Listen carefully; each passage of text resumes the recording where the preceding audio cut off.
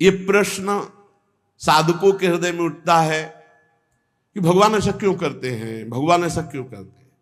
भैया एक कंकड़ उठाओ और शीशे पे ऐसे मारो, पूरा ढेर हो जाएगा, और गोली मारने पर भी ढेर नहीं होता।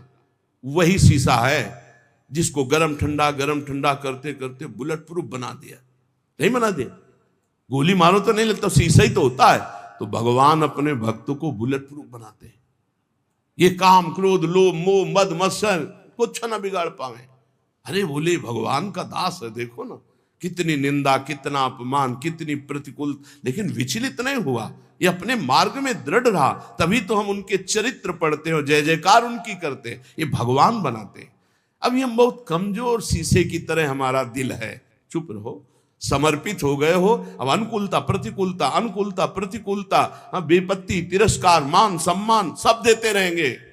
कभी ठंडा कभी गर्म, कभी ठंडा कभी, इतना मजबूत कर दिया कि आप द्वंद्व विमुक्ता सुख दुख संगई, न किसी भी द्वंद्व का कोई प्रभाव नहीं। द्वंद्व विमुक्ता, निर्द्वंद स्थिति, निर्द्वंद स्थिति, कोई प्रभाव नहीं। दुख सुख का, मान अपमान का, लाभान। अभी देखो क्या स्थिति है। हमारे भगवान कृपा न करे तो द्वंद्व विमुक्ता कैसे बनोगे, कैसे उस महाआनंद को सहोगे जब थोड़ा सा अपमान नहीं सह सकते, थोड़ी गाली नहीं सह सकते। कौन क्रोध निर्दयो, कौन ऐसा है जो काम से क्रोध से जिसका हृदय जला ना हो। वही जहां नाम जप चल रहा है, जो भगवान के आश्रित है। एक बार नहा के आ रहे हो, थूक दे तो कैसा लगेगा। चलो एक बार सह लेंगे, 2 बार, 100 बार एक नाथ जी के ऊपर थूका। गोदावरी स्नान कर बार बार थूक रहे हैं ऊपर से। एक बार देखा भी नहीं, 100 बार नहा के आए, एक बार भी क्रोध नहीं आया। वो उतर के आया, साष्टांग प्रणाम किया, क्षमा करो मुझसे गलती हुई। नहीं भैया, बड़ी कृपा हुई आपसे, गलती कहां हुई। एक दिन स्नान एक बार करने आता हूं, आपने एक दिन में 100 बार स्नान करवाया, ये आपकी कृपा से हुआ। ये भक्त हृदय जो भगवान से चित्त जुड़ा है, वो वहां लाभ देख रहा है, कृपा देख रहा है। वहां दोष दर्शन नहीं करा कि मैं स्नान करके आ रहा हूं, ये ऊपर से खड़ा बालकनी से बार बार थूक रहा है हमारे ऊपर। ये विचार आ जाए कि मेरे भगवान मेरे पर कितनी कृपा कर रहे हैं कि हर बार मुझे एक रोज में 1 बार गंगा, और यहां एक रोज में 100 बार गंगा स्नान। ये विचार बहुत बड़ी सिद्धि है, विचार ही बहुत बड़ी उपलब्धि है। विचार ही हमारे जीवन को उज्जवल बनाते हैं, विचार ही नीच गिरा देते, विचार ही जीवन मृत्यु तुल्य कर देते हैं। भजन से क्या मिलता है? उत्तम विचार, उत्तम विचार। 1 सेकंड में हर विकार को मिटाकर भगवत स्वरूप में स्थित। कामवश के ही नहीं कीन्हो, कौन ऐसा है जिसको काम ने अधीन न कर लिया, और जिसने अपने अहंकार को भगवान के चरणों में समर्पित कर दिया, उसको काम अधीन नहीं कर सकता। थोड़ा भी अहंकार है तो काम वहां बैठा हुआ है, क्योंकि अहंकार में ही कामना है। स्वरूप में कभी कामना जागृत हो ही नहीं सकती। जो हमारा स्वरूप है उसमें कभी कोई अभाव नहीं, उसमें कोई कामना नहीं। शरीर में अभाव ही अभाव है। जब तक हम अपने को स्त्री पुरुष मानेंगे तब तक कामनाओं का ये सिलसिला चलता रहेगा, इसे हम नहीं रोक पाएंगे। जब स्वरूप बोध होगा तभी कामनाएं रुकेंगी, या जब अहम भगवान के चरणों में समर्पित होगा तो रुकेंगी। तो काम का प्रभाव कहां होता है? जहां अहम समर्पित नहीं हुआ, जहां निरंतर नाम जप नहीं होता। ठाकुर हरिदास जी के पास वैश्या गई 3 दिन बराबर श्रृंगार करके, लेकिन ना नाम जप में रुकना है और ना दासत्व में कोई कमी है। तो 3 दिन में वो खुद दासी बन गई, हरिनाम जपने लगी, और गई थी हरिदास जी को भ्रष्ट करने, और वो स्वयं भ्रष्टाचरणों से मुक्त होकर भगवत स्वरूप मार्ग का अनुसरण कर। ये है प्रताप, जो भगवान में अहंकार समर्पित करके नाम जप कर। को न लोभ दृढ़ फंद बांध त्रासन कर दीन हो, किसके इतना विवेक बल जागृत हो जाता है कि लोभ ना बांध पावे, वही जिसको नाम का लोभ है। लोभ फांसी में उसी का गला नहीं बंधता जिसके गले में गोविंद का नाम चलता रहता है, पक्का समझ लो। लोभ पास जई गल न बंधाया, सोनर तुम समान रघुरा। ये लोभ उसी की फांसी की तरह गले को बांध लेते जहां नाम जप नहीं चलता। लोभ में लोग क्या क्या पापाचरण कर रहे, खुला जान रहे हैं कि ये दीन है, ये गरीब है, ये निर्दोष है, रुपया मिल रहा है, पद बढ़ रहा है, हमारा लाभ हो रहा है, उसका नाश हो रहा है, तो तुम्हारा लाभ कैसे हो जाएगा? तुम्हारा नाश तो हो ही जाएगा। अपने सुख के लिए लोभ से युक्त होकर के दूसरों को दुख देने वाला त्रिभुवन में कोई हो, कभी भी कहीं भी वो सुख का अनुभव नहीं कर सकता। पक्का समझ लो, चाहे वो शास्त्राबाहु अर्जुन जैसा महाबली क्यों ना हो, जिसे भगवान दत्तात्रेय जी का आशीर्वाद प्राप्त था, सिद्धियां चरणों में लौटती थी, काट के फेंक दिया भगवान ने ही अवतार लेकर परशुराम रूप में। जो दूसरों को दुख देता है, अपने लोभ के लिए दूसरों को कष्ट देता है, दंड देता है, वो कहीं भी बैठा हो, ऐसा बुरा नाश होगा उसका कि कहीं संभलने का कोई भी चांस नहीं मिलेगा। जिसके गले में नाम चल रहा है, गोविंद गोविंद राधा राधा राधा राम कर हरि कृष्ण, जो भी, उसको लोभ पास जय गल न बंधा। ये लोभ रूपी फांसी उसके गले में नहीं पड़ेगी। विचार बता रहे, भजन से क्या होता है? इस भजन सारथी सुजाना, बुद्धि रूपी सारथी बड़ा सुजान हो जाता है, सतमार्ग रूपी पथ पे इंद्री रूपी घोड़ों को ले जाता है, मन रूपी लगाम खींच करके। यहां बुद्धि भ्रष्ट है, क्योंकि नाम जप नहीं हो रहा, भगवद आश्रय नहीं, तो कौन लोभ दृढ़ फंद बांध त्रासन कर दीनू। बड़ा दुख भोगना पड़ता है लोभी आदमी को, बड़ा दुख। वर्तमान में तो जलता ही रहता, चाहे जितना करोड़ों रुपया आ जाए, परिणाम में भविष्य उसका बड़ा मंगल होगा, क्योंकि लोभ के कारण उसने कितने बड़े बड़े पाप किए हैं। बहुत बहुत लोभ ये नष्ट कर देता है, और देखा भी है, लोभ से नष्ट होते हुए भी देखा है। बहुत सूक्ष्म बुद्धि से जब विचरण करते थे, कहीं कहीं साल साल भर गंगा किनारे एकांत स्थल मिले तो रुके, तो सब लोग मिलते ही थे, सब पता चलता है। ये लोभ जो है बुद्धि को इतना अधीन कर लेता है। वैसे सिद्धांत कहता है, धन गया तो कुछ नहीं गया, स्वास्थ्य गया तो कुछ गया, और चरित्र गया तो सब कुछ गया, ऐसा कहा जाता है। सिद्धांत जो है वो ये कहा गया है। अब अंग्रेजी तो याद नहीं, इसको अंग्रेजी में कहा गया, money is loss, nothing is loss, health is loss, something is loss, और character is loss, everything is loss. सब नष्ट हो गया। अगर चरित्र चला गया तो सब चला गया। आज क्या है? कौन हृदय नहीं लाग कठिन अति नारी नयन सर। आगे कह रहे, कौन ऐसा हृदय में जिसको नारी के नेत्र रूपी बाण ने घायल न कर दिया हो। वही हृदय है जो हरि को अर्पित है। जिसके हृदय में भगवान का स्मरण चल रहा है, उसके हृदय में नहीं होगा। अगर देखने योग्य है तो भगवान का भजन करने वाले देखने योग्य है, और कुछ देखने योग्य नहीं संसार में, कुछ देखने योग्य नहीं। ये सब मल की सुंदरता है, मल की। ये सुंदरता नहीं है, ये मल की सुंदरता है। एक काम करने राजमहल में जाती थी, तो राजमहल में काम करने वाली साधारण घर में काम करने वाली थोड़ी होती, वो उसका एक पदवी होती है, वो रानी की दासी पूरा। और उसका जो लड़का था, एक दिन वो महल तक गया किसी कार्य के लिए, ऊपर राजकुमारी थी। राजकुमारी को देखा तो एकदम हृदय में व्याकुलता, इतना सुंदर रूप है तो मुझे कहां मिल सकता। मैं तो काम करने वाली इस महल में जो मेरी माँ है, मैं उनका पुत्र हूं, तो भला मुझे कैसे मिल सकती है।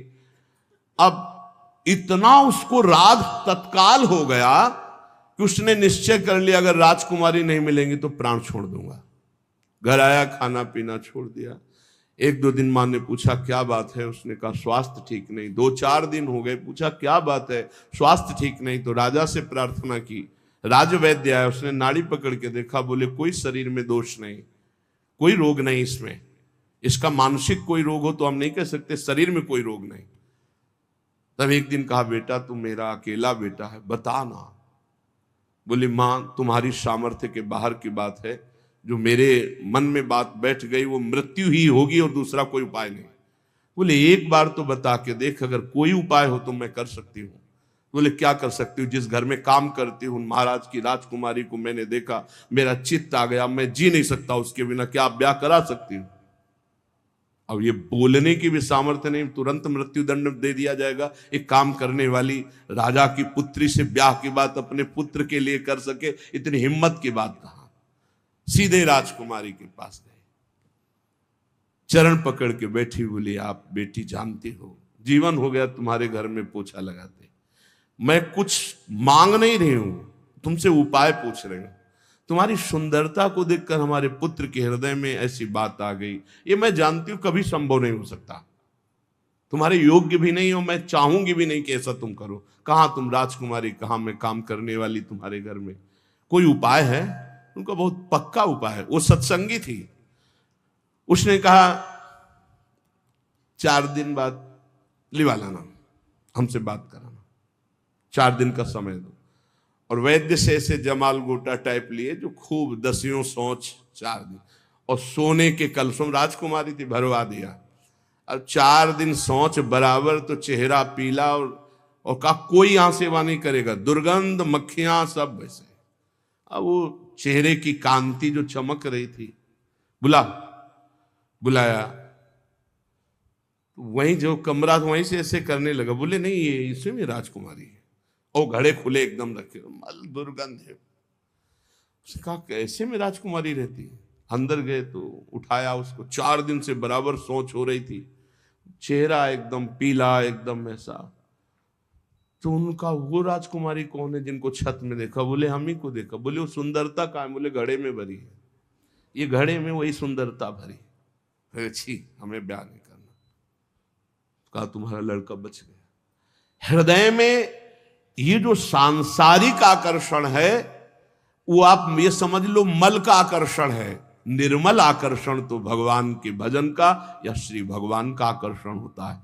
निर्मलता, ये मलिन है, ये मल है।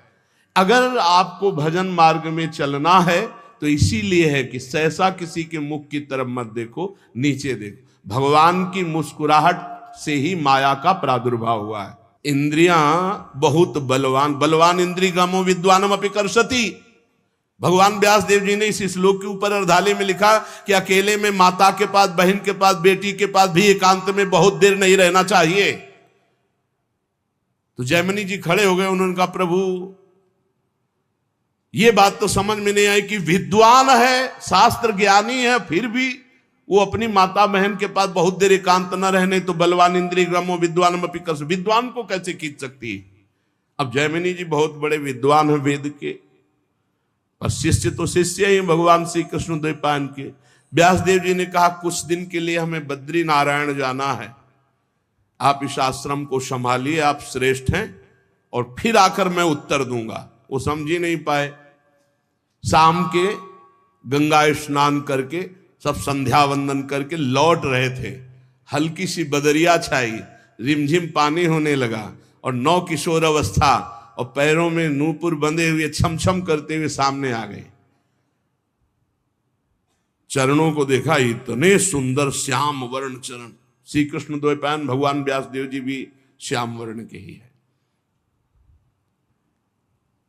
आवाज, मेरी रक्षा करो, मैं जंगल में अकेली फंस गई हूं, अगर आज रात्रि आपके यहां रुक गई तो सुबह मैं अपने नियत स्थान को पहुंच जाऊंगी, नहीं तो आप समझते हैं स्त्री शरीर है, कोई बाधा हो सकती है।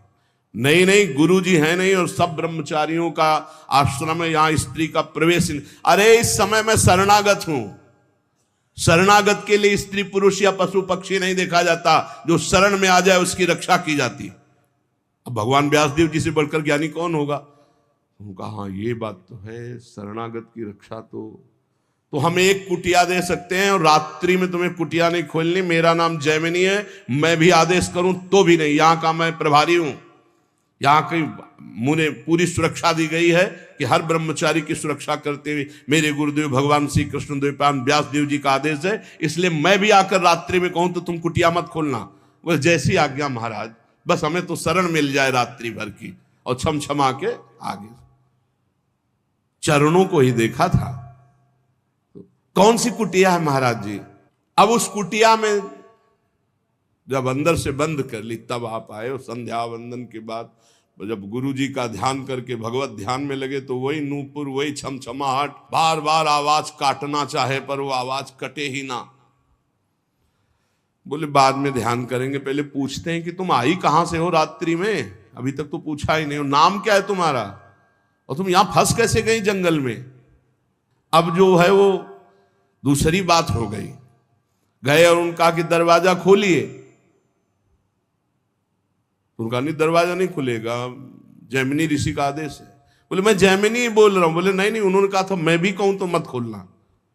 तो अब वहां कोई लिंटर तो पड़ा नहीं था, बहुत बहुत फूस की झोपड़ी या खपरेला होते थे, मिट्टी की दीवार, बांस की फंटी, उसके ऊपर खपरेला, खपरेला हटाया, बांस की फंटी हटाई, नीचे कूद गए। जो रूप देखा तो ऐसा श्यामता, कोटि कोटि कंदर्प को भी मर्दन करने वाला वो रूप, नौ किशोर अवस्था, विशाल नेत्र, कपोल चमक रहे नील कमल के समान। ऐसे लंबी सांस ली, हक से हो गया वैसा रूप। भगवान है श्री कृष्ण द्वैपायन, भगवान के अवतार है। कैसे आगमन, ढेर हो गए महाराज। कैसे आगमन हुआ? ढेर का मतलब सब इंद्रियां, मन, बुद्धि सब आसक्त हो गई उसी में। हम बहुत ज्यादा तो प्रश्न नहीं करेंगे, बस एक ही प्रश्न करेंगे। अब सब भूल गए। क्या तुम मुझे वरण कर सकती हो? आप जैसा ऋषि बोले तो प्राण अर्पित है महाराज। पर हमारे पूर्वजों में एक प्रथा चली आ रही कि आप जहां स्नान करने जाते हैं ना, वहां एक कालिका का मंदिर है। तो जो दूल्हा बनता है पूरा मुंह काला करके और दुल्हन को पीठ में बैठाल के मंदिर तक ले जाता। तो यहाँ आसपास तो मंदिर है नहीं, वही कालिका जी का मंदिर है। आप अगर रात्रि में मुझे अपना मुंह काला करके और वहां तक बैठाल के पीठ में ले जाएं, पक्का ब्याह। तो सोचा रात्रि का समय, सब ब्रह्मचारी, कोई ध्यानस्थ है, कोई भजन परायण, कोई शयन में है, मुंह काला करने में क्या लगता है। कोयला लिया, अपना मुंह काला किया, बोलो बैठो जल्दी पीठ में। रफ्तार से घुटनों के बल, काफी समय तो लगा है, बीच बीच में दो चार चपत जम, तो उन्होंने सोचा चपत जमा ले, कोई बात नहीं। मंदिर के पास गए, खींच के 2-3 थप्पड़ मारे। ये कौन सी परीक्षा है? और जब देखा तो दाढ़ी और, अरे गुरुदेव, बोले बलवान इंद्री ग्रामो विद्वान व पिकर सती। बोले हाँ गुरुदेव, विद्वान व पिकर सती, विद्वान को भी खींच सकती है। नारी नयन सर जाहि न लागा। कौन ऐसा है? कौन ऐसा है जो भगवान मानता है? वो ऐसा है, ये भगवान है, बस इतना। जैसे भगवान ने मोहिनी रूप धारण किया, देवता और असुर जब समुद्र मंथन किए, तो जब समुद्र मंथन से अमृत आखिरी में निकला तो असुर लेके भाग गए। तो देवताओं के ओठ सूख गए कि प्रभु इनके हाथ से अब हमें मिलने वाला। बोले नहीं, बिना झगड़े के, बिना परिश्रम के अपने आप अमृत दे देंगे। बोले प्रभु ऐसे कैसे दे सकते हैं? आप सारंग धनुष धारण करें तो भी भय से नहीं देंगे, ऐसे ऐसे हिम्मती देते हैं, सारंग से नहीं देंगे। नहीं, ये हमारे नेत्र बाण से बिंध कर अपने आप अमृत कलश देंगे। एक सेकंड लगा, वो मोहिनी रूप छम छम करते हुए भगवान, देवता मुस्कुरा दिए। किसी को भी देवता को मोहित नहीं किए मोहिनी भगवान। क्यों?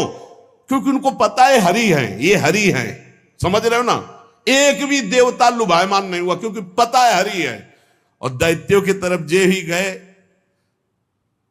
इतनी सुंदर तो आज तक देखा ही नहीं था किसी को, कोई है ही नहीं सुंदर। ब्रह्मा ऐसे बना ही नहीं सकते, ब्रह्मा नहीं बना, एक से एक सुंदर है ब्रह्मा की बनाई हुई। ब्रह्मलोक में ऐसी अप्सरा कि तिल भर देख ले तो मुनिजन मूर्छित हो जाती, तिलोत्तमा आदि। और स्वर्ग में तो भीड़ लगी हुई अप्सराओं की। भगवान को देख करके अमृत कलश हाथ में भूल गए। तब कहा देखो भाइयों, आपस में लड़ने की जरूरत नहीं, अमृत कलश सुंदरी को दे देते हैं और ये जिनको जिनको पिलाएंगे हम राजी। भगवान ने कहा तो हमको क्या समझते हो? अरे हम छलिया हैं, हम किसी की नहीं होती। अरे बोले तुम कुछ भी, और इतना कह के ना कि हम छलिया हैं किसी के लिए, तो ऐसा मुस्कुरा दिया, तिरछी कटाक्ष मारी, मानो ये ले अमृत कलश। बूंद नहीं पिलाया दैत्य को, सब देवताओं को पिला, लेकिन एक भी देवता मोहिनी भगवान से मोहित हुआ हो तो हमें बताना। क्यों? क्योंकि मेरे भगवान है जो हर स्त्री में भगवत भाव करता है, पवित्र भाव मेरे गोविंद इन रूपों में है, उसके हृदय को कभी भी कोई भी सुंदरता नहीं वेद सकती, क्योंकि सुंदरता के समुद्र भगवान, सुंदरता की सीमा हमारी प्यारी जी। श्रीपाद प्रबोधानंद जी ने वृंदावन महिमामृत में लिखा कि स्वयं मोहिनी अवतार भगवान भी राधा दासी उपासक के हृदय को मोहित नहीं कर सकते। ऐसा सौंदर्य त्रिभुवन में तो है ही नहीं।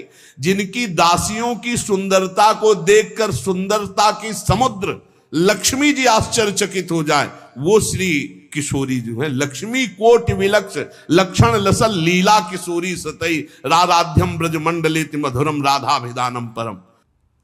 हरि बहुत करुणा में, जब कोई साधक परमार्थ में चलता है तो हरि की कृपा से ही चलता है। उसकी यात्रा जो पूरी होती है वो हरि की कृपा से होती है।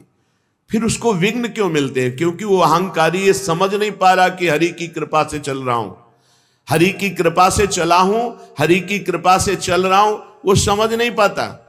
उसके अंदर एक अहम रहता है, मैं साधना कर रहा हूं, मैं बहुत साधन, फिर उसका प्रश्न हो जाता है और उस प्रश्न में वो हार जाता है। जब तक सिद्धावस्था ना आ जाए, विषयों पर विजय प्राप्त ना हो जाए, तब तक साधक को व्यवहार स्वीकार नहीं करना चाहिए। अभी 2-3 दिन के ही सत्संग में पीछे देखिए चर्चा हुई थी कि ये 4 बातें हों तो दूसरों का कल्याण कर सकता है, उपदेश देने का अधिकार है।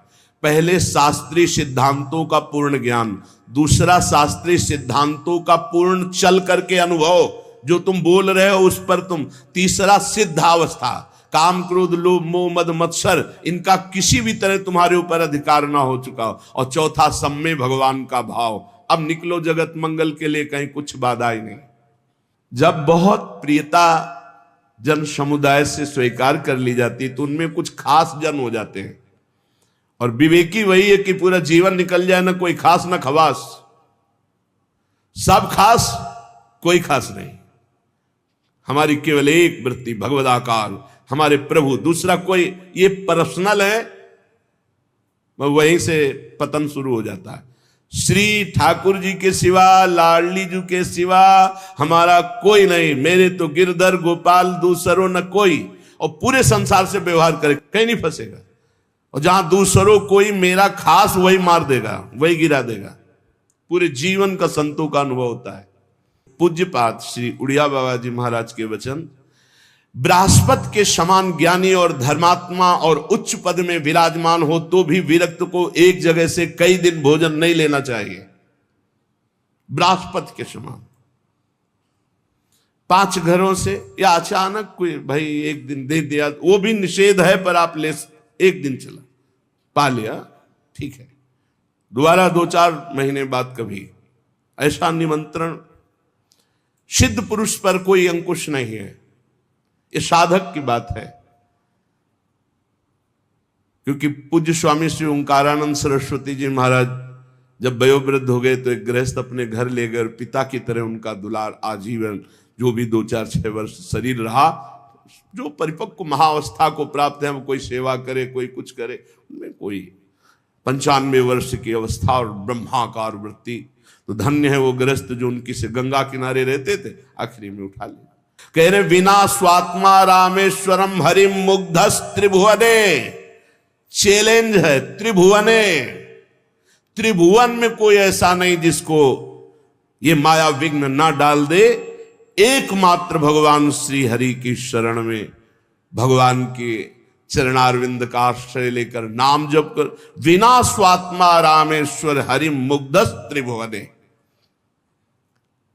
युवत्या भावई को वत सुरवरो व मुनिवर, चाहे देव श्रेष्ठ हो या मुनि श्रेष्ठ हो, मुनिवर युवत्या भावई, भगवान की मोहिनी माया जब मोहित करने के ठान ले तो चाहे सुरवरो देवताओं में श्रेष्ठ हो या मुनिवर हो, मुनियों में श्रेष्ठ हो, वो मोहित कर लेगी ही। बचाना है तो हरि ही बचा पाएंगे, दूसरा कोई नहीं बचा सकता।